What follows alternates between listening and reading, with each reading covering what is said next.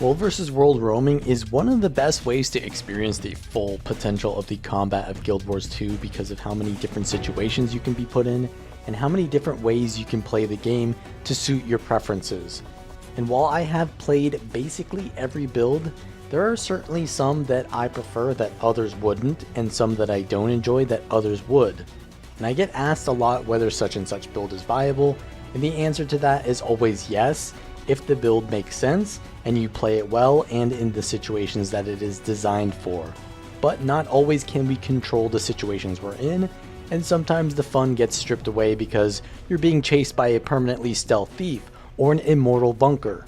So the purpose of this video is to identify the most powerful builds, in my opinion, for these situations you'll often experience in World vs. World roaming.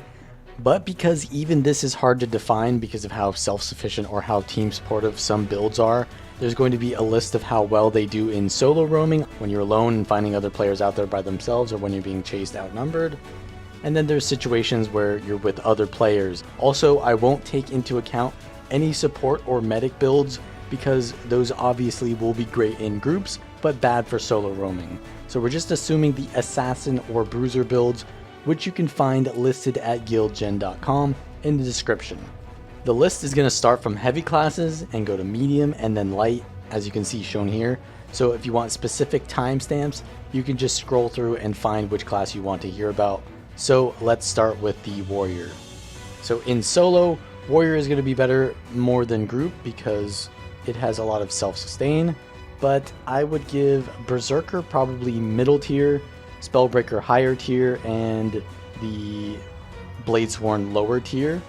Now in groups, obviously bladesworn is worse because it's so clunky and it's susceptible to CC. Spellbreaker is a little bit better in groups because of how it has boon removal and it has the full counters really easy to trigger because there's so much AoE flying around. And berserker I'm still going to put in B tier. I do really like the buff that they did a while ago to the berserker where you've got the super speed and the invulnerability when you go in and out of berserk mode, but it's still kind of easy to focus and not the greatest condition cleanse, so it's just kind of middle of the road. And warrior's pretty slow in general, although the staff is great for helping you to survive outnumbered. It's still kind of middle tier because it's very easy to play around, right? So warrior's pretty middle of the road. But Spellbreaker is really good in groups. Now the Dragon Hunter is really slow compared to the Willbender, but compared to other classes, it's actually really good in groups. So we're going to give that an A because the F1 gives you the pull, which pulls someone into your group, which is just an insane kill potential. And the F3, which has been nerfed, which is kind of unfortunate, but it's still great for your allies, giving them stability and such. So it's still great in groups, but in solo, it is not great because it's very slow. It's easy to kind of like gang up on a Dragon Hunter while they're alone, and they run out of cooldowns and they can't really escape from outnumbered situations. So Dragon Hunters are not the greatest. Now Firebrand, solo, pretty bad, but Firebrand when it's with its team, pretty good. So we're going to give that an A with Dragon Hunter. And it's a little bit more supportive than the Dragon Hunter, but you can see where this is more of an assassin Dragon Hunter, and Firebrand is more of a bruiser in team kind of situations. Now the Willbender is just going to be S tier in both of these categories because it does insane damage when you're trying to one-shot people by themselves, and if you're fighting bunker builds that counter you while you're a Willbender, then you can just run away and you can't really die, even though you get countered by some classes in 1v1s. You don't really ever need to fight 1v1 because you can just move around so quickly. And the Willbender is great in groups, obviously, because it gives stability and it does just a lot of damage, and it can dive into the backline of some groups and not really be interacted with while their F3 is enabled. So this is definitely an S tier build in both. It's probably one of the best builds for roaming in general. Now Herald is one of my favorite builds recently because they buffed it a little bit, and it's actually kind of a counter to Willbenders. So it's not bad in that matchup, but it's still kind of middle tier when solo because it's susceptible to CC. And while it does have a lot of escape potential, if you get CC'd, you can't really use that escape potential with your ports to like the neutral mobs. So it's not great while solo, but when you're in a group, it's definitely very good because it gives the facet boons to its allies, and it just has a lot of damage, which can be great in group fights. So I would probably put it A when grouped. Maybe I'd put it in S, but we'll see later on what's better in groups and stuff like that. We'll see how the list kind of forms later. Now, Renegade is pretty much the same deal here. You've got a Selly Renegade build, which is really good for solo, but that depends on the situation a lot. So I'm either going to put it into the S tier because it's just really tanky, but it has been nerfed a little bit, so maybe we'll put it in the A tier because the shortbow is just really strong. We're talking about that bruiser kind of Jalis and Shiro Renegade build, or you could run Kala, and it's great, but it is still kind of susceptible to being focused because of CC, like the Herald, but not so much. And the shortbow is really great on Renegade, so I would say it does a lot of pressure with not a lot of risk, whereas the Herald has to kind of run in melee with its sword build, so I would say it's a little bit more risky. And in groups, I would say Renegade is maybe, it could be A or B. I'd say just B in groups, because even though you give Alacrity, the Herald gives a little bit more boons to its allies with the facets than the Herald or the Renegade gives there, so probably going to put that a little bit lower because the group support is not as high. Now, Vindicator is top tier solo build because the dodging is so much damage and survivability at the same time, and you can play a full power burst build but still have really great sustain through cleansing of the salvation trait line. So great survivability, great mobility, escape potential, and great kill potential when solo. Now in groups, it doesn't give as much support to its allies, but it's still great for groups because it's still gonna give a lot of that pressure of a frontline kind of damage dealer. So I'd put it probably at the same tier as Herald in groups, but definitely way above it in solo. So in general, Vindicator is just the best rev build, as you can see, because it's great in solo and it's also great in groups, whereas the others are still kind of good in others, but just not as good. So the Vindicator power build with the greatsword and swords or staff, whatever you want to run with it, is just the best. Now for Engineer, Scrapper is pretty decent in groups, but are we talking about a grenade build here or like a mortar build? Either way, you've got range damage, so it's still pretty good in group fights. You've got the stability you can give your allies and the function gyro, so it's actually pretty good in groups with the AoE. I'd put it as an A because you give stability to allies, but in solo, you're very susceptible to CC. You're very susceptible to getting conditions on you. There's not a lot of cleansing on Scrapper, so we'll put it in the C tier. And the Hollowsmith, really good in solo roaming because you have so much super speed. You have a lot of cleansing, so it's kind of like the opposite of Scrapper in terms of cleansing. It has a way more cleansing than you really need because you remove conditions when you use your Forge 2 skill, and whenever you leave the Forge, you cleanse conditions as well. It is pretty good against CC as well because you have the ability to run more utilities since you have the Forge. Whereas if you're a Scrapper, you need more kits, and as a Hollowsmith, you don't need as many kits because your F5 is your kit, and so it allows you to take more stun breaks, so you're not as susceptible to CCs. So Hollowsmith is really great for solo, and in groups, it's pretty good still, but probably not as good as Scrapper, so we'll put it below. Now Mechanist it's a little bit weird because it is great in solo, probably one of the best duelists, but when you're outnumbered, it's hard to pressure enemies because your mech needs to stay on the target. So probably lower than Hollowsmith, and in groups, probably C tier, right? Because when you're in those large groups, your mech just dies very fast. So yeah, it's not the greatest in group play. It's better in solo, but not the greatest in solo either. Although it's definitely worse than Hollowsmith, so yeah, we got to put it in B tier. Now Daredevil in groups, A tier. because you give stealth to your allies, you remove stability from enemies, so that helps your teammates secure kills. And in general, it's pretty hard to die on Daredevil, so you're going to be rewarded for the most part by playing it. But obviously, Daredevil's really good in solo play, and the survivability of being permanently stealth, right, is just the best thing when you're solo. So, and obviously you have so much mobility as a Daredevil, which is, I think, the highest mobility in the game. So mobility and the permanent stealth is going to be the best for solo. Whereas in team play, I might even give it a B. Yeah, in team play, it still has a lot of good boon removal and stuff like that, but you can't really go in the middle of an enemy team because you'll just die. Whereas on like a Vindicator, you could probably do that. So a lot more presence in team play actually. Now Deadeye is very good in, and we'll kind of shift which is better in the tiers later on, but for now we're just going to put the things where they belong just to see where they belong. But Deadeye is definitely going to be top of S tier probably because it has so much permanent stealth, it has so much mobility, and it has ranged burst damage, which has more damage than a Daredevil, but it's easier to focus, but it also has more stealth than a Daredevil.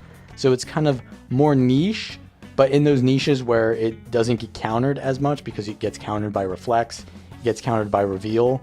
In those situations, it still has a lot of resources to get kills from range because it just has so much spam from the rifle too. And then even if you can't go in stealth, you can kind of disengage and just use mercy and steal again. And you don't even need your Death's Judgment to get kills a lot of times. So Deadeye is very powerful right now. But in group play, I would say Deadeye is not very good at all because it gets countered by reflex. People can block the shot for your teammate. And in general, there's going to be more instant pressure where, like, if you have a Deadeye that's permanently stealthing around, they can only do that because there's not enough pressure on them to force them out or to kill them before they're able to get back in stealth. And when a Deadeye comes out and they can just be instantly killed by a Sikkim Soul Beast or something like that, it just makes it so much more volatile, and it doesn't allow the Deadeye to take control of the situation like they do in solo roaming in smaller scale situations. So it's not great in groups at all. Now Spectre is very good in groups because it gives permanent quickness, it gives AoE kind of barrier to its allies, it gives immobilize, which is one of the most powerful conditions in group play. So I would say Spectre definitely S tier in group play. But in solo, it is very questionable because it's susceptible to conditions, it's susceptible to CC, it's not as fast as the other Thief builds for sure. So it's either going to be a B or a C tier, although it is still very good in solo play because if you're playing a Condi Spectre build, it's kind of hard to die if you're in a small scale fight, but obviously we're comparing it to other Thief builds. It's going to be a lot less, but if we compare it to like Warrior or Herald, it's probably going to be on the same tier as those, right? So yeah, probably B tier for Spectre and solo, S tier for group play. Now Druid has probably gone under the radar for a lot of people because it's such a defensive build. If you're playing the Condi Druid build, this is like impossible to die on in small scale fights because you have so much reset potential, so much healing potential, and so much CC, and you have so much immobilize that it's actually good in groups too. So I would say in solo, this is S tier because you can just put so much pressure out from CC. You bait out condition cleanses so fast with your immobilize, and if they don't cleanse, they could just instantly die even though it's such a defensive build. And since your CA cooldown is 10 seconds in World vs. World, you basically have a get out of jail free card every 10 seconds as long as you have the right build that gives you enough regen to get your Celestial Avatar off cooldown. So definitely really good solo. And you would think that it would also be good in groups. So I would probably still give it an A, even though it's not the best in groups, even though you'd think it would be, because basically the CC that you do is still very good in immobilizing, but it's not like the amount of support you're giving is not quite the same as you'd think. Now, if you're running a support medic build on Druid, then it's obviously better. But we're talking about like the Power Druid, we're talking about the Condi Bunker Druid. So these builds are still good in solo, but they're also good in team play. Druid is just really good right now, I think. Now Soul Beast, we're talking about the Sikkim Soul Beast right now. And yeah, not really any Condi Soul Beast builds around too much now, but in solo play, it's definitely become a lot worse. It's not one of the best builds anymore. I would say it's still very good at getting kills, but we're talking about more of a group situation. So I'd say Soul Beast it's still very good, but it's easy to focus. So I'd give it a B tier for solo. It's still very high kill potential, but also very easy to focus. You have to get your stealth burst combos, and you have to really get good at that to survive. And for that reason, I might even put it up to A tier. But it's mostly good for the group play, where you can just be sitting in your group, and anyone on the enemy team that gets out of position, you just blast them. And they can die instantly if they're out of position, whereas you don't really need to go out of position to do that because you have such long range. And so it's very easy to get kills when you're in a group. Now the Untamed, the dagger spear build that we're talking about, or even like a hammer kind of greatsword build, those are great, but the pet doesn't get as much value in larger fights. So this is definitely, I would say, D tier in group play. It's easy to focus, the pet just dies, and unlike Soul Beast and Druid, you can't really support your pet that much. So in group play, probably pretty bad, but in solo play, the pet does do a lot. And so I'd say it might even be better than the Soul Beast, because in those 1v1 situations, you're getting a lot of value from the ambush because it gives you lifesteal. So it has a lot of sustain, a lot of just pressure from the pet, whereas the Soul Beast doesn't have as much pressure from the pet because you're merged. And so in those 1v1s and stuff like that, you're getting a lot of pressure. And I've beaten a lot of those bunker builds with the Untamed. So this is a very, I think, underrated build for solo roaming. Although a lot of situations where you're outnumbered, it's not great because your pet just dies. So it's kind of a niche build, and I think it's going under the radar a little bit, but still very good. While Chronomancer in theory should be good, it's just been over nerfed because of Zergs, and it's just not the greatest option for Mesmers or really any class you'd play. So I'd probably give it solo a D tier. If we're talking about the power shatter build, you're an extremely free kill. And if we're talking about the perma stealth kind of like Condi build, then that has some decent kill potential on new players. But against players who have a decent awareness of how confusion works or any Condi cleanse, you can't really kill anything that has decent survivability. So, and then you don't have really any chase potential because Chronomancer is so slow, or disengage potential. So solo, it's not good at all. And then in group play, maybe you could have a decent amount of CC and stuff like that, but they nerfed Moa. So even in groups, although you could have a lot of CC, it's just not great. I'd rather have a Daredevil or a Hollowsmith in my group, right? But I do want to have a Mirage in my group over a Chronomancer for sure, because the Greatsword build, which we're talking about, usually when we say Mirage, the Greatsword power build, you could have a Condi Mirage build too, but I haven't really seen that too much. It's usually Greatsword Mirage that you see. Those are good in groups, but I'd say it's a little bit better in solo due to the fact that it has so much mobility from the sword ambush leap.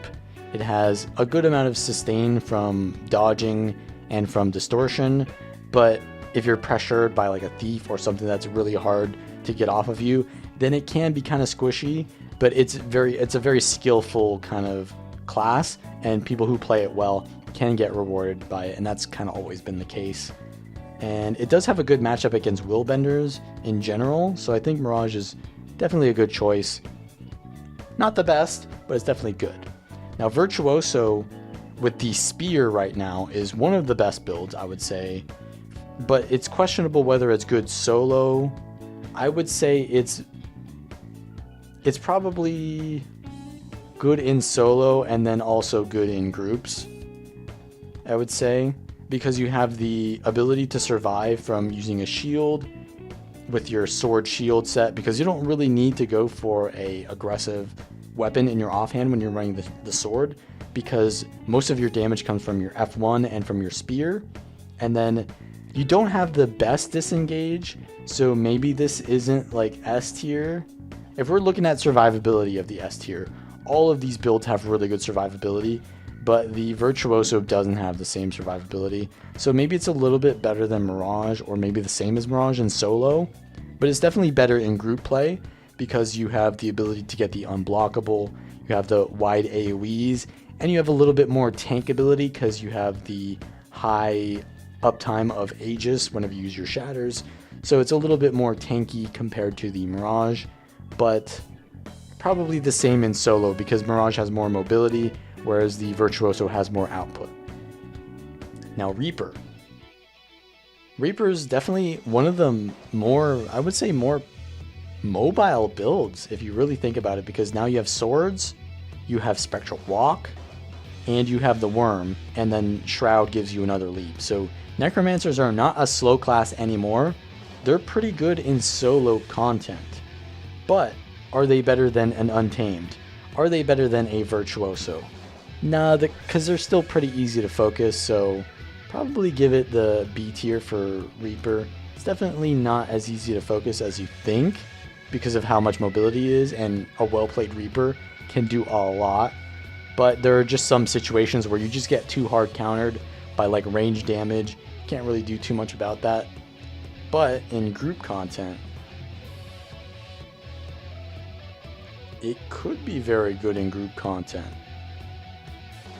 It has a lot of damage, it has boon removal, it has a lot of CC, it can go in sort of front line with its team because of the Shroud. Reaper's pretty good in group content, yeah, because it has so much damage. It gets through the bunkers and the supports. So I think, yeah, Reaper's definitely it, because we're talking about Power Reaper here, but Condi and Power Reaper I think are pretty much the same thing, right? Condi does a lot of damage, Power does a lot of damage, they both boon rip. It's the same thing. So Scourge in groups, probably C tier. Scourge in solo is probably D tier.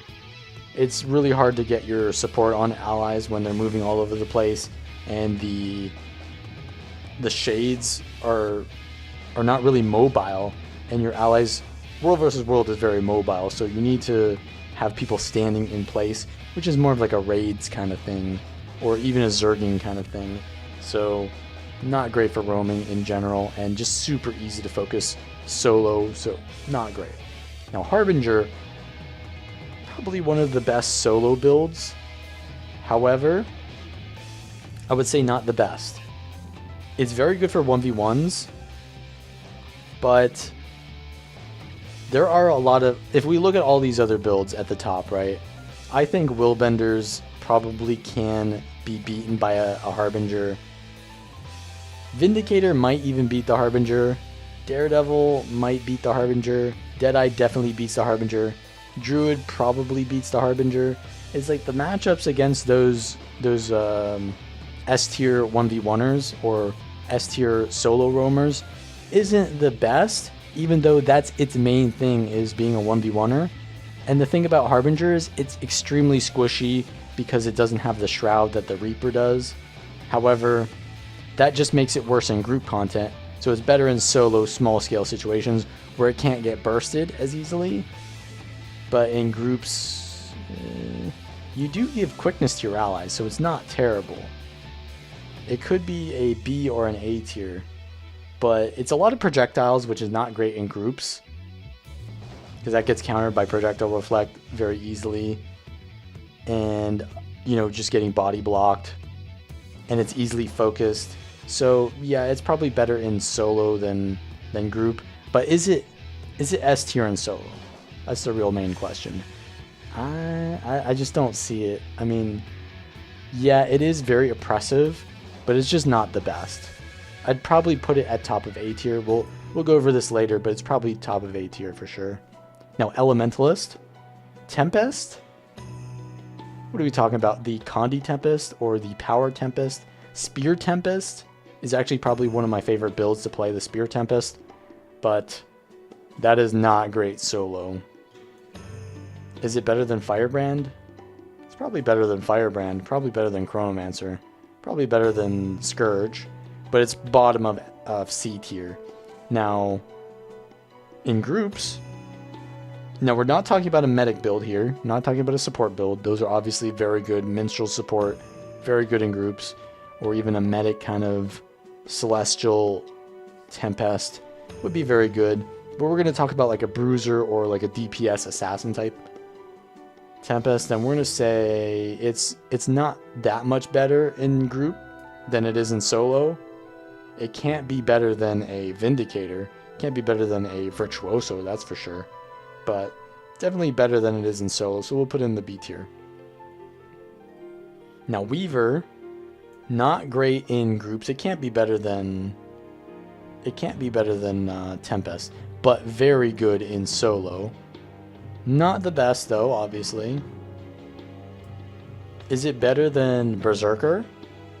We're talking about the Fresh Air Weaver build or the Fire Weaver build. Still very good in solo roaming. I played this one recently, the Fire Weaver, and they've buffed it a little bit recently, so it's definitely still very good. But definitely not S tier.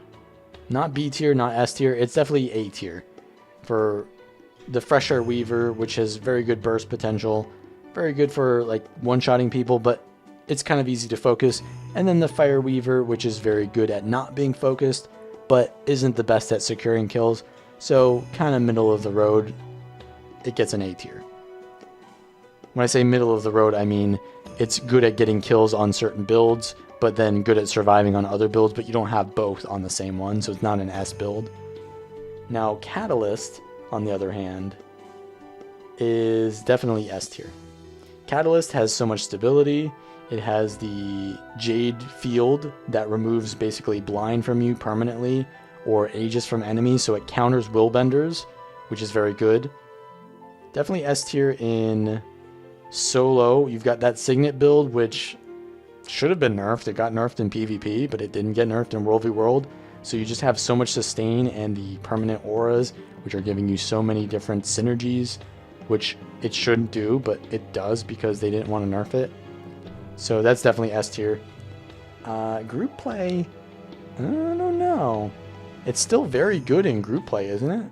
You have the AoE field to give your allies boons, but it's a little bit selfish, isn't it? We're going to talk about a Power Catalyst build. It's probably A tier, right? If we're going to talk about a Selly Catalyst build, it's still probably A tier because it's just a great frontliner, or it's a good kind of like burst. Is it better than Tempest? Let's think about that. It's for sure better than Tempest, right? Yeah, it's got to be better than Tempest, so it's A tier.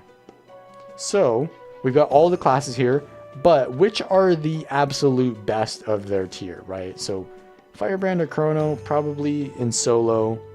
Probably Chrono is better than Firebrand. Bladesworn versus Dragon Hunter.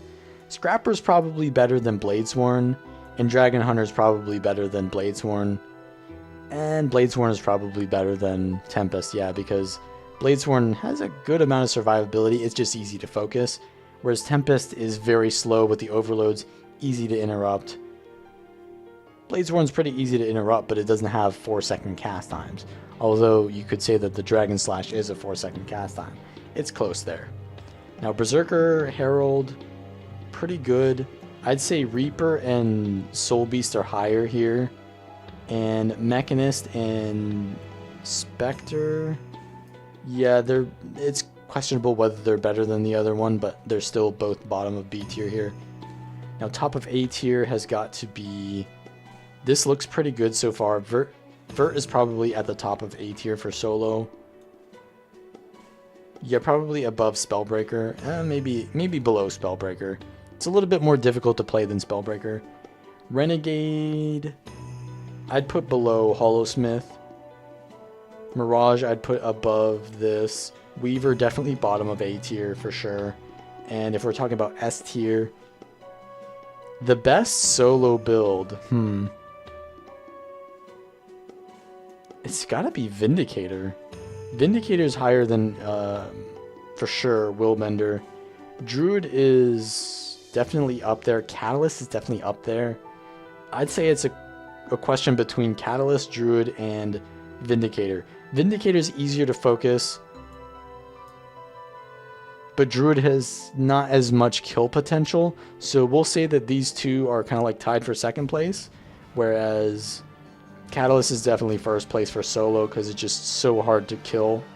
It's just a bunker build that also has good output, and it's hard to kill. It's got mobility. It just does everything pretty much.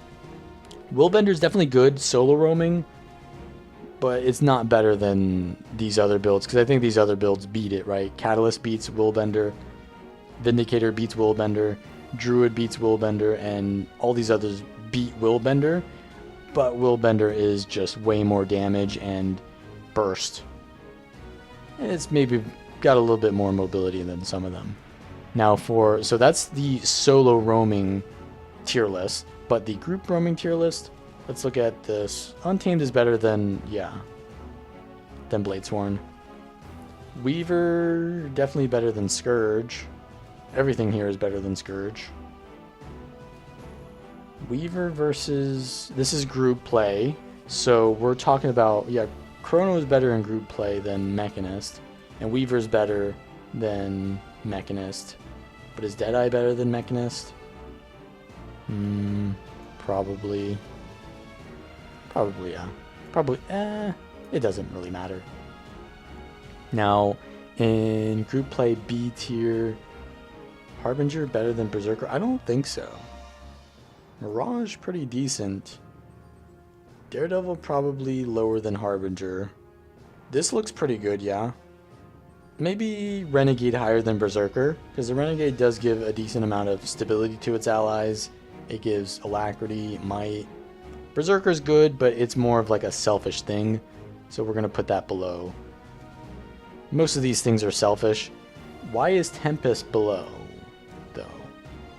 Tempest has got to be higher for group play, right? Yeah. Well, no, I think it's worse than Vindicator, or Renegade.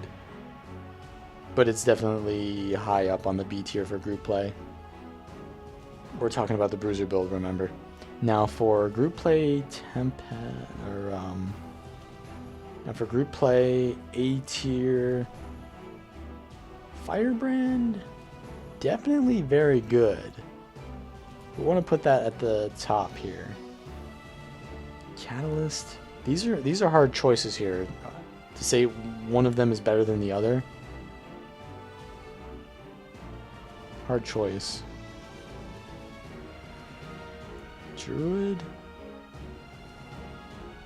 still very high, but I don't think it's better than Vindicator because it's very defensive. It's a very defensive build, and it does have a lot of immobilize, but other than that immobilize, it doesn't have as much kill potential.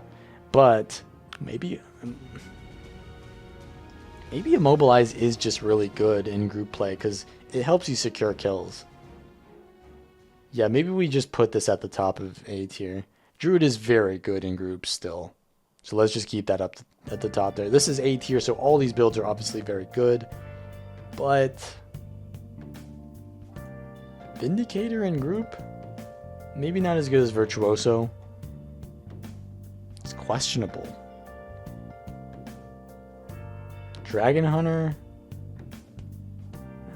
Put Scrapper above Dragon Hunter. Soul Beast, probably not the greatest in groups, so we'll put that at the bottom of A tier. So Druid is clearly the best Ranger build compared to the other ones in groups, but now the S tier. What is the best build for groups? Yeah, I think it might be Spellbreaker that might be the best in groups. Because Spellbreaker has the boon removal to get through the bunkers, it has the CC, it has the survivability. It's definitely one of the best frontliners in a small group. Willbender, it's Willbender. It gives stability to its allies. It's definitely better than it is in solo and group. And so I'd say your best group comp is probably something like this. Yeah, Spellbreaker, Willbender, Spectres, and Reapers. And your Spectre is kind of like your support, whereas the Bruiser frontliner is your Spellbreaker, and then your Willbender's going in giving your allies stability, and it even cleanses allies too, right? So it has cleansing for allies, so this is definitely like second best for sure.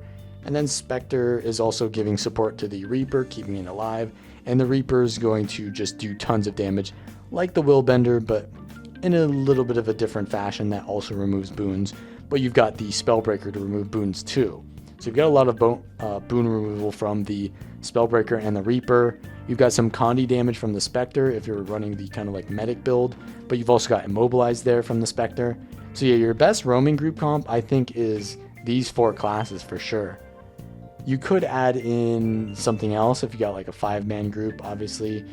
Mirage is always good for AoE damage from range. These are mostly kind of melee classes here, so add in maybe a Virtuoso for range, maybe add in a Renegade for some range, or the Power Greatsword Mirage build for some range, but generally, yeah, those are not as key to the team comp as these. But as you can see, this is the 2 tier lists that I've made. That's my opinions on what are the best builds for roaming. And if you like this content, as always, like the video, subscribe, and I'll see you all next time.